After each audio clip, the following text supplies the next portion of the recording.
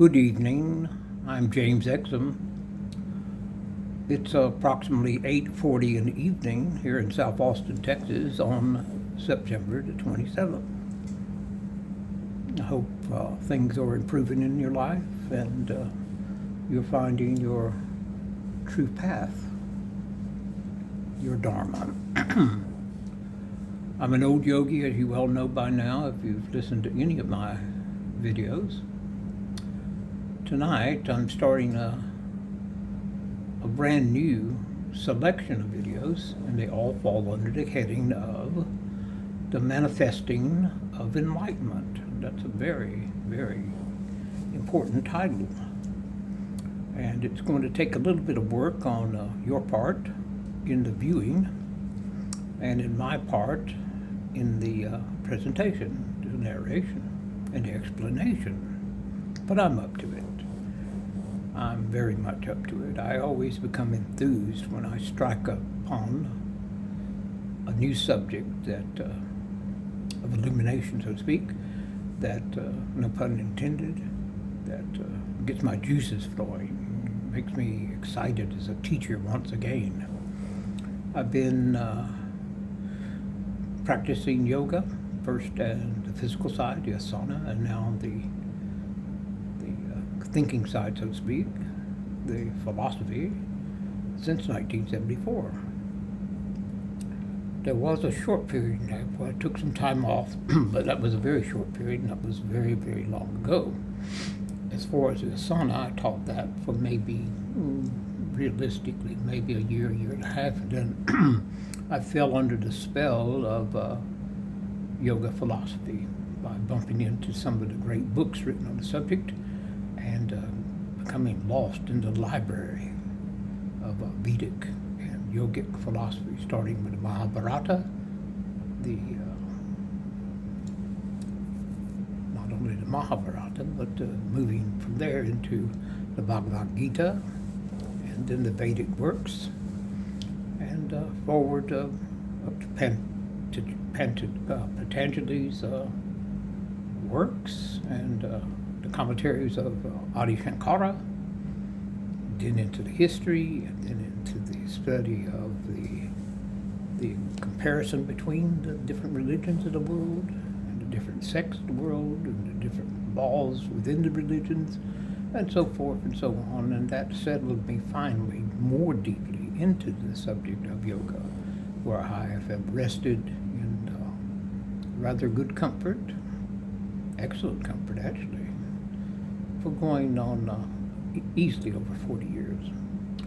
So back to the subject, the manifestation of enlightenment, which is subtitled A Discourse on Bodhi.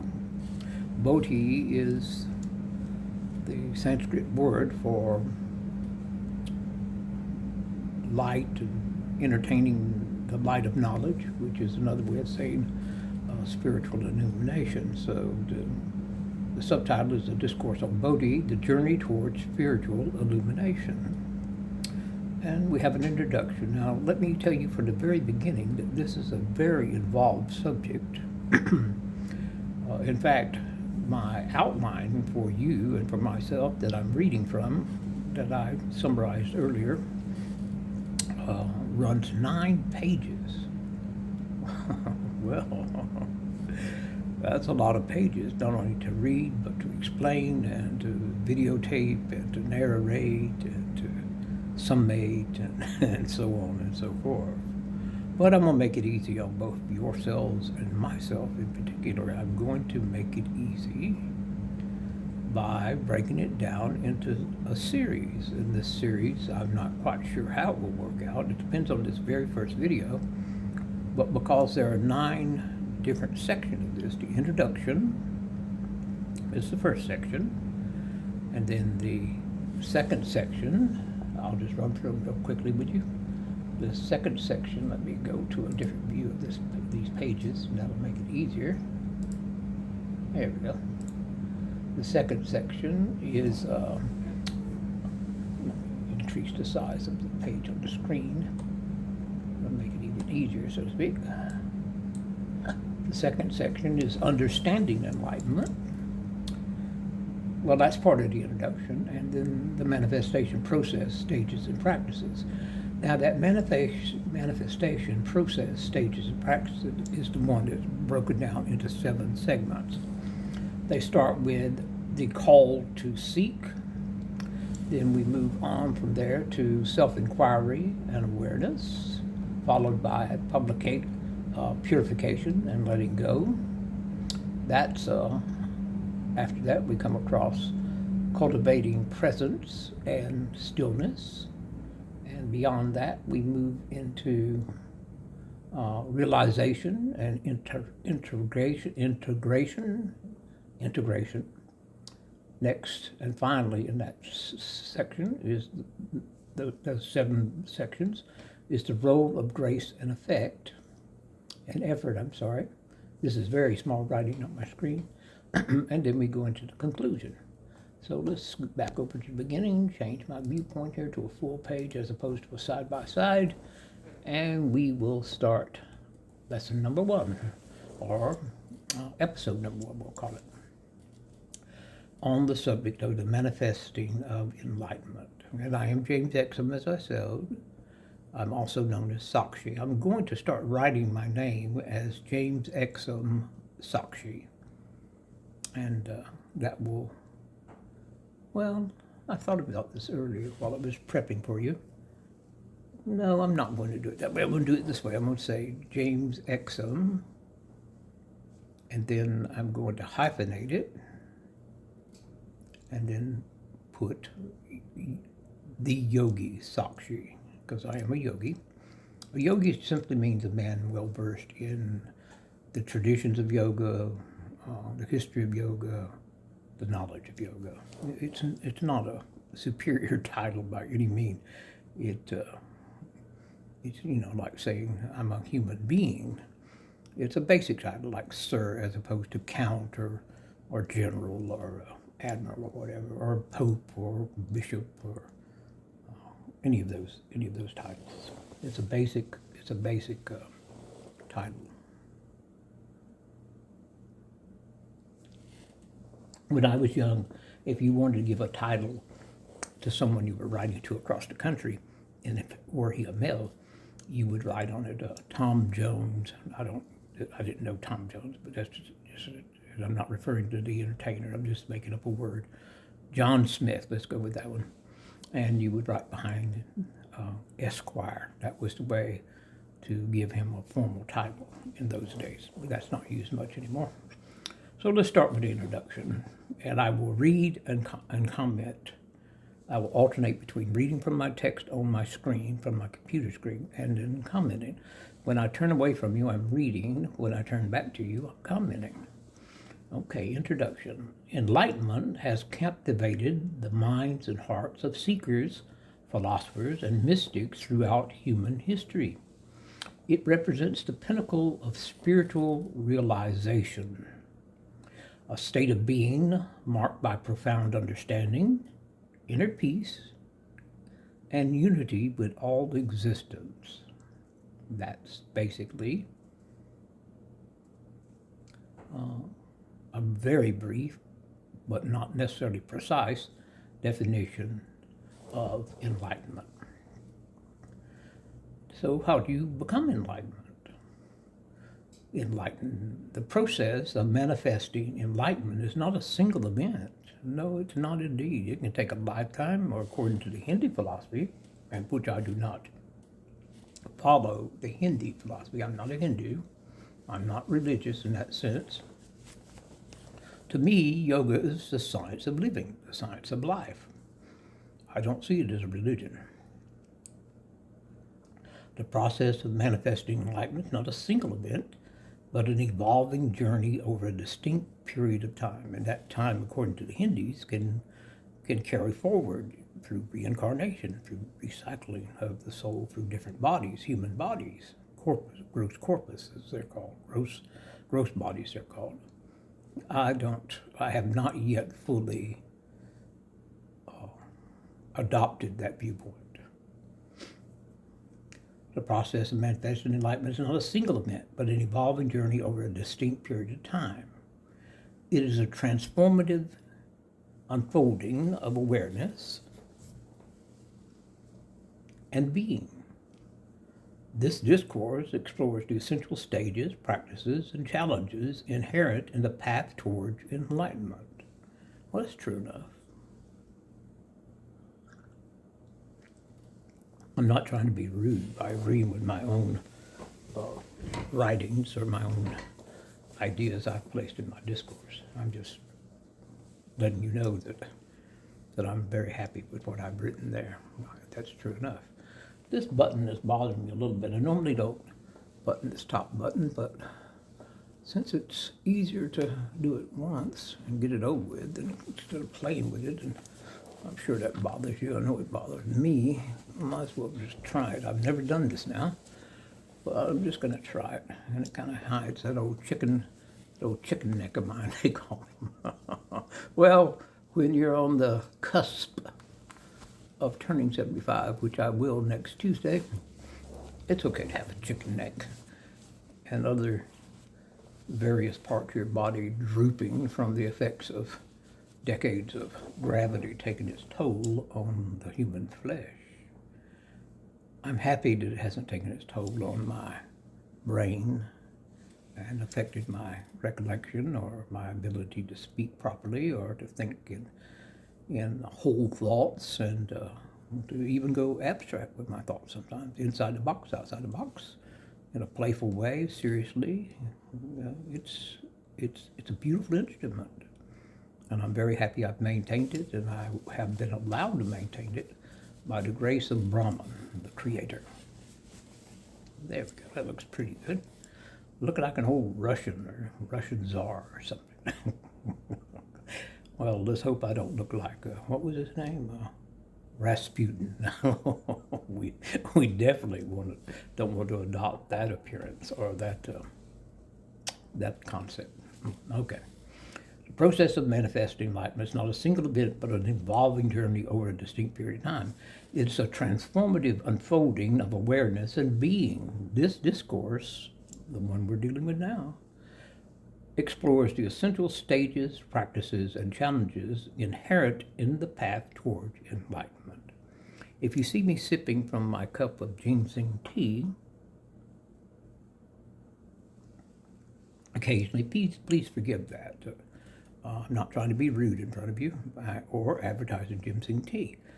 I have a Parkinsonian disease that affects my vocal cords and my facial expression sometimes, and definitely the tremors in my left hand, and in my lower limbs I have to walk in truncated steps like a baby. I have to take like little baby steps when I walk, and when I walk long distance I have to use a cane because of the off balance I have because of the Parkinsonian-like disease. Now let's move deeper into this introduction, the second section of it. Understanding enlightenment. Enlightenment is often described as awakening to the true nature of reality. It's characterized by the dissolution of the ego, the cessation of suffering, and an abiding sense of compassion and wisdom. What a marvelous concept that the human body, the human mind, the human temperament, emotional temperament, can change from A to Z that quickly. Well, it's not quickly, it's a lifetime, as the introduction said. I don't necessarily think it takes a lifetime. Sometimes I think some people have spontaneous enlightenment. I've had lapses of it, but they didn't last very long. And in my work, you will find out that is mentioned, that once it starts happening, you need to reinforce it and allow it to persevere. It is characterized by the dissolution of the ego, the cessation of suffering, and an abiding sense of compassion and wisdom, while traditions such as Buddhism, Hinduism, Sufism, and such various mystical schools offer different vocabularies and frameworks for enlightenment. They converge on the experience of transcendence and unity. That's the convergence. You have divergence and convergence. The manifestation process, stages, and practice. Now we're getting into the first section of the 7 sections. And this one is, I titled the subtitle, The Call to Seek. According to the insights of myself, also known as Sakshi, the Yogi Sakshi, the call to seek is the soul's response to an inner prompting that cannot be silenced by worldly accomplishments or material fulfillment. You'll excuse me a second, I need to turn down my air conditioner just a little bit.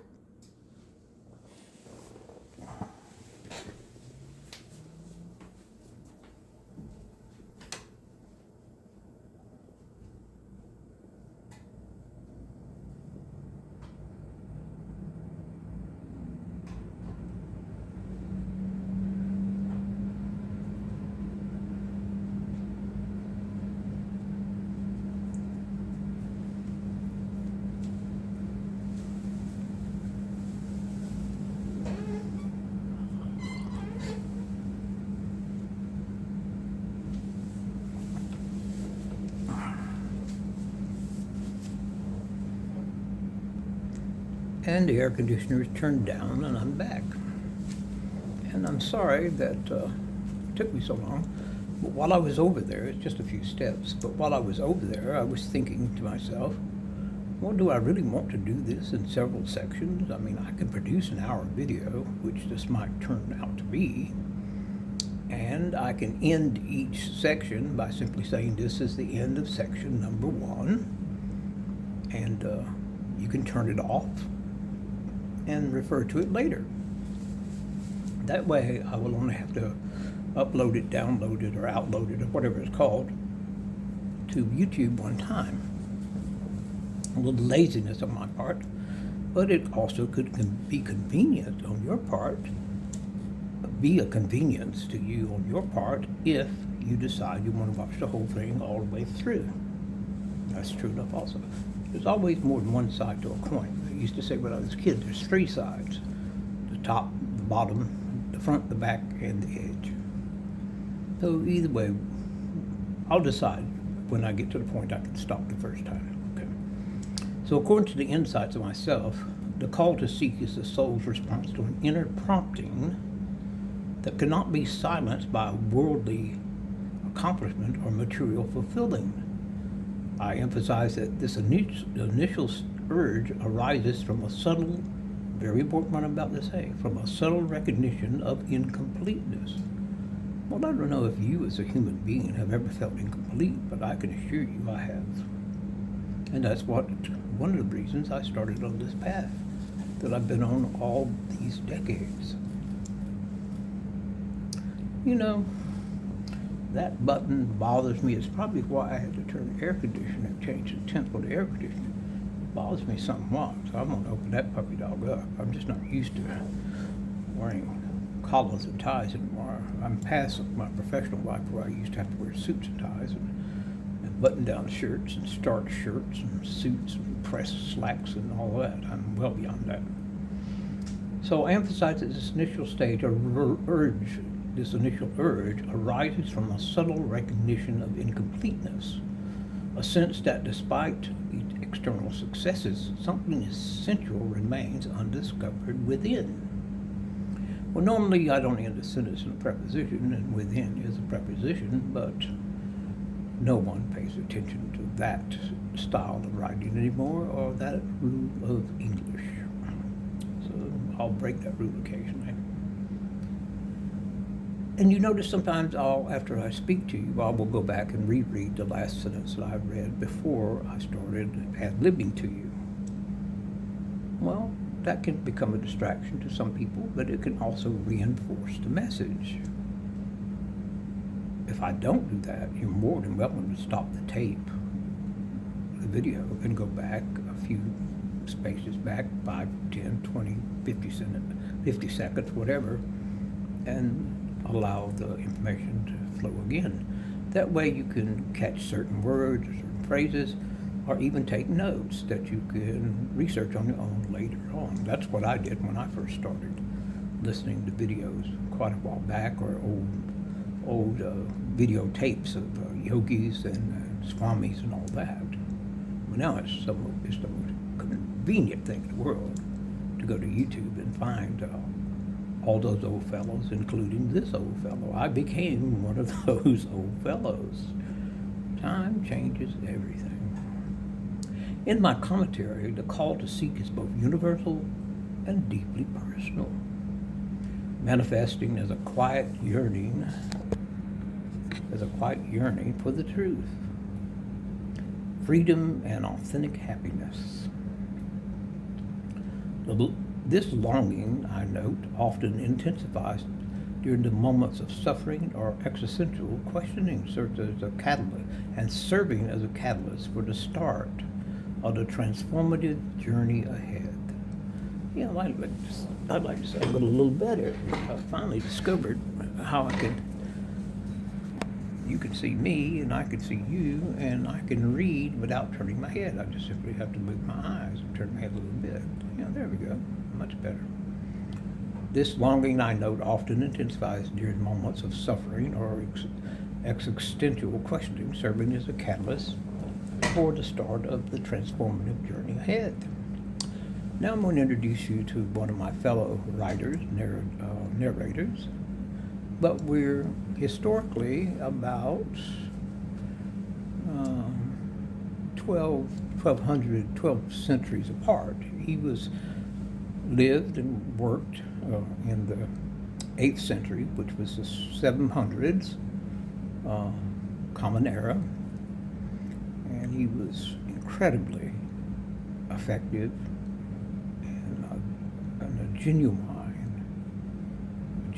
yogi, a great writer and a great commentator.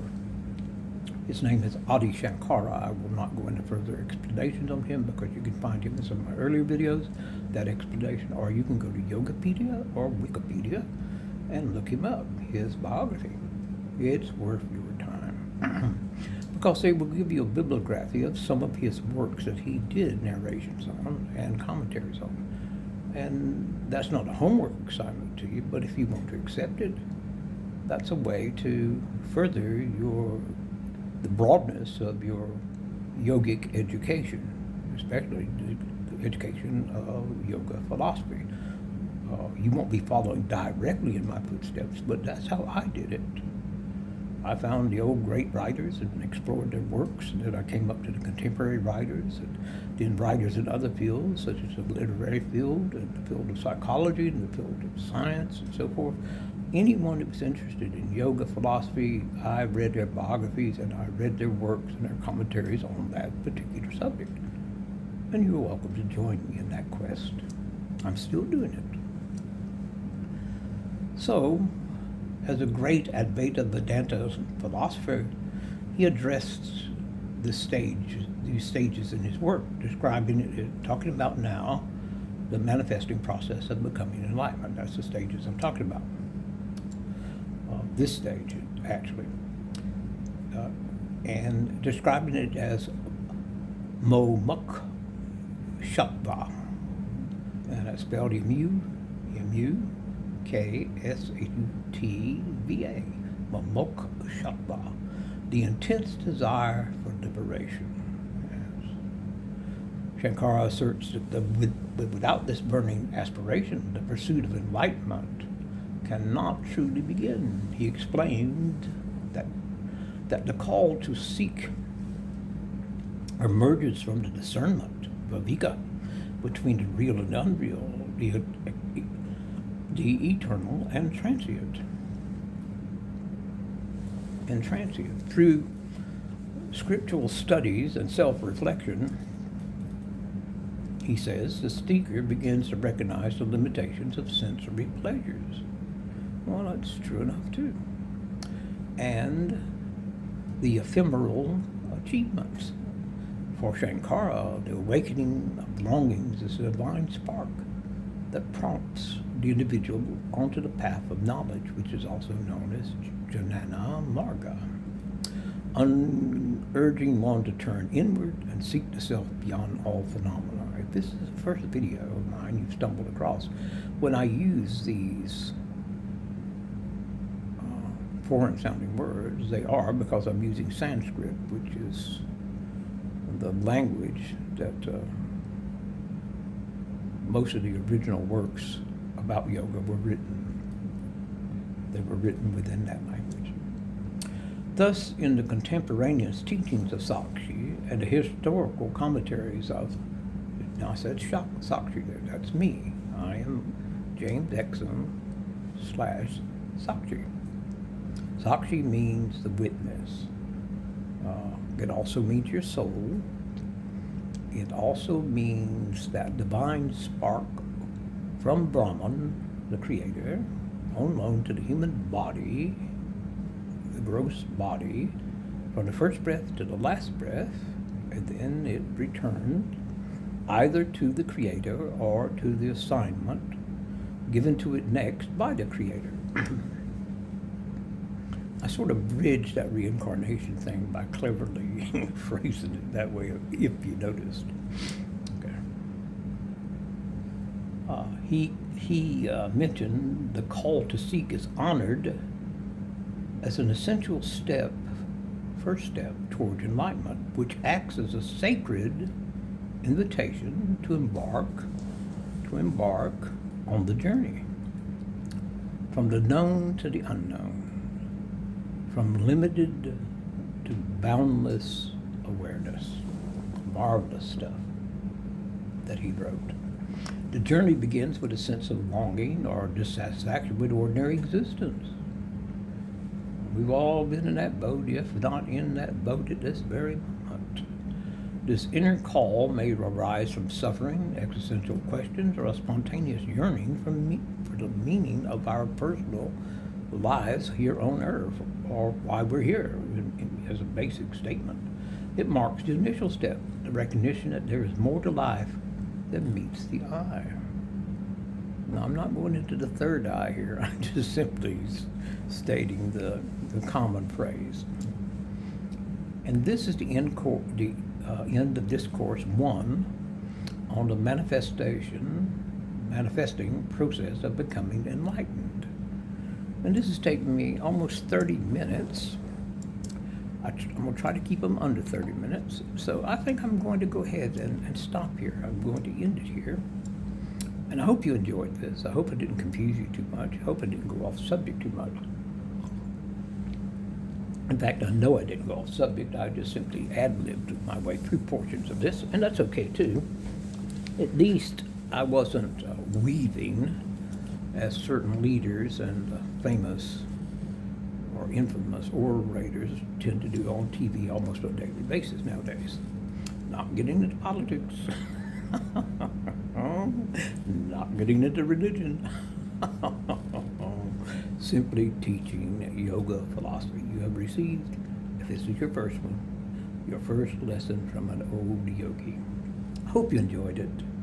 If you did, that's wonderful. If you didn't, that's okay too. And this is my usual closing for my videos, and I'm going to go ahead and say it. Be good to yourself. Be kind to others. And definitely be kind to strangers, for who knows how that might benefit you someday down the road. Now, you don't want to look at it that way, but it might benefit you, and that would not be a bad thing, would it? I don't think it would. And the reason I say do these things is because I want you to practice civility, human politeness, human interaction, without taking red or blue sides, or, I don't like your opinion on this law and the way it's enacted, or I don't like your opinion on this activity is going on with the federal government. I'm not going to get into all that. I just want you to be at peace with yourself, your friends, your family, and your neighbors, and speak as though you're speaking before all of this rubbish came into our daily conversational exchanges. And who knows, if we go back to civility, go back to the proper communication with each other as fellow human beings, who knows, one day we all may wake up in a revised edition of the world from what it is now, and look at each other and say, hey, we're back. We're back to our old self. Life is good again. It can be fun. It's not perfect, but it can be decent. And that's what I have to say on that subject. And I'll close by saying thank you so much for your patience with an old man. And I may see you before my 75th birthday, which is the 30th, or I may not. But until then, goodbye.